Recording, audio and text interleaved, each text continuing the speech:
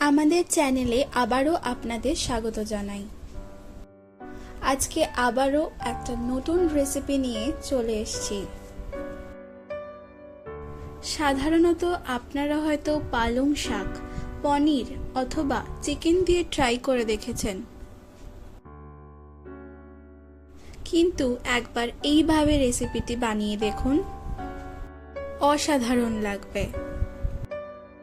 আজকে আপনাদের সাথে শেয়ার করব পালং চিংড়ি। চলুন রেসিপিটি এবার দেখে নেওয়া যাক। পালং চিংড়ি যখন বানাচ্ছি পালং শাক তো লাগবেই, তাই পালং শাক নিয়ে নিয়েছি। এটাকে এবার ভালো করে ধুয়ে নিয়েছি। এবার এটাকে নুন দিয়ে ভাপিয়ে নেব। দেখতেই পাচ্ছেন পালং শাকটাকে এখন আমরা ভালো করে সেদ্ধ করে নিয়েছি। এখন আমরা একটা পেস্ট বানিয়ে নেব। তার জন্য মিক্সার গ্রাইন্ডারে 3টে কাঁচা লঙ্কা দিয়ে দিলাম, আর ওই সেদ্ধ করা পালং শাকটাও দিয়ে দিচ্ছি। ভালো করে স্মুথ পেস্ট বানিয়ে নিলাম। এটা এবার আমরা পরে রান্নায় ইউজ করব। পালং চিংড়ি যখন বানাচ্ছি প্রধান উপকরণ চিংড়ি মাছ তো লাগবেই, সেটা এখন ভালো করে ধুয়ে নিয়েছি। এবার এই চিংড়ি মাছের মধ্যে স্বাদ মতো নুন দিয়ে দিলাম, আর অল্প হলুদ গুঁড়ো দিয়ে দিলাম। এবার এটাকে ভালো করে মাখিয়ে নিচ্ছি। চিংড়ি মাছগুলো ভালো করে নুন হলুদ দিয়ে মাখানো হয়ে গেছে। এবার এটাকে ভেজে নেওয়ার পালা। তার জন্য একটা কড়াই নিয়ে নিয়েছি। এবার এর মধ্যে পরিমাণ মতো সাদা তেল দিয়ে দিলাম। এবার এটাকে ভালো করে গরম করে নেব। তেলটা গরম হয়ে গেছে। এবার এর মধ্যে ম্যারিনেট করা চিংড়ি মাছগুলো একে একে দিয়ে দিচ্ছি।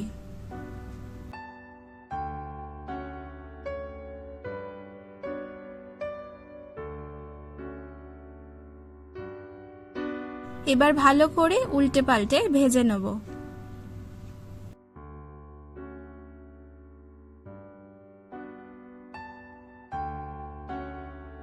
চিংড়ি মাছগুলো ভাজা হয়ে গেছে। এবার এটাকে একটা পাত্রে তুলে রাখবো। চিংড়ি মাছটাকে এবার একটা পাত্রে তুলে রাখলাম। এবার এই একই তেলে 1 চামচ মাখন দিয়ে দিলাম। হালকা করে একটু নাড়িয়ে নিচ্ছি। এর মধ্যে এবার 2 চামচ পেঁয়াজ বাটা দিয়ে দিলাম। এর মধ্যে এবার 1 চামচ রসুন বাটা এবং 1/2 চামচ আদা বাটা দিয়ে দিলাম।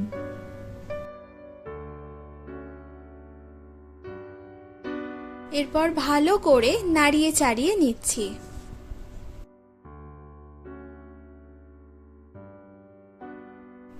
এর মধ্যে এবার 1/2 চামচ হলুদ গুঁড়ো দিয়ে দিলাম। 1/2 চামচ জিরে গুঁড়ো দিলাম। এরপর 1/2 চামচ ধনে গুঁড়োও দিয়ে দিলাম।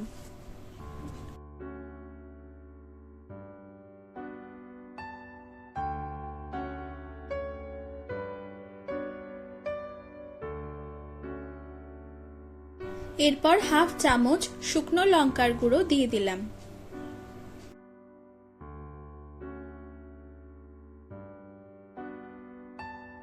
স্বাদ মতো নুন দিলাম। খেয়াল রাখবেন রান্নায় যেন কোনোভাবেই নুনটা বেশি না হয়ে যায়, কারণ এর আগে শাকটা সেদ্ধ করার সময় এবং চিংড়ি মাছটা ম্যারিনেট করার সময় আমরা নুন দিয়েছিলাম। আগে যে পেস্টটা রেডি করে রেখেছিলাম সেটা এবার দিয়ে দিচ্ছি। এরপর মশলাটার সাথে ভালো করে কষিয়ে নিচ্ছি।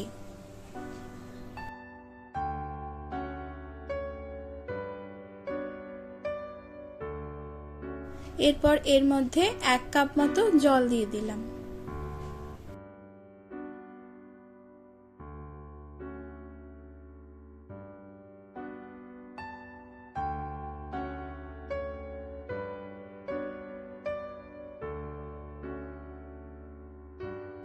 সামান্য চিনি দিয়ে দিলাম।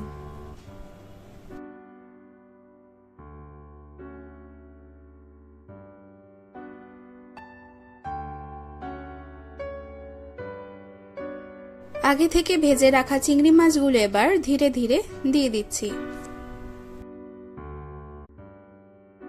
এরপর ভালো করে নাড়িয়ে চাড়িয়ে নিচ্ছি।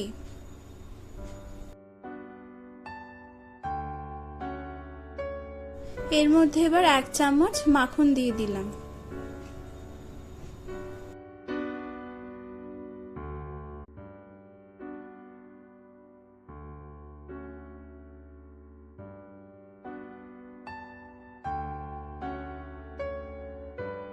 রান্নাটা এখন মোটামুটি হয়েই এসছে। এবার এর মধ্যে গরম মশলার গুঁড়ো দিয়ে দিলাম।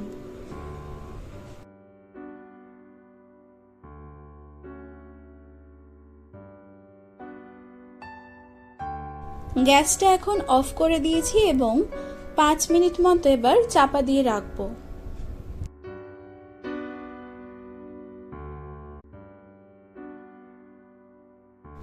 5 মিনিট হয়ে গেছে, এবার ঢাকনাটা খুলে নিলাম।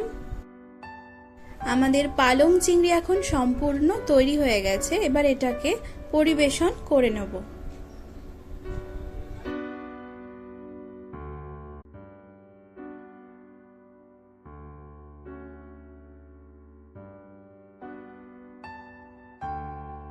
পালং চিংড়ি সম্পূর্ণ রেডি অ্যান্ড সার্ভড।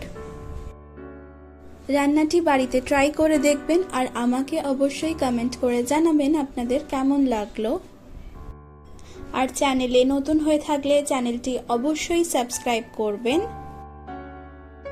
তার সাথে পাশে থাকা বেল আইকনটি অবশ্যই প্রেস করবেন, তাহলে সকল প্রকার আপডেট সবার আগে আপনার কাছে পৌঁছে যাবে। আজকের মতো এখানেই বিদায়। খুব চটজলদি আবারও নতুন একটি রেসিপির সন্ধান নিয়ে হাজির হব। ধন্যবাদ।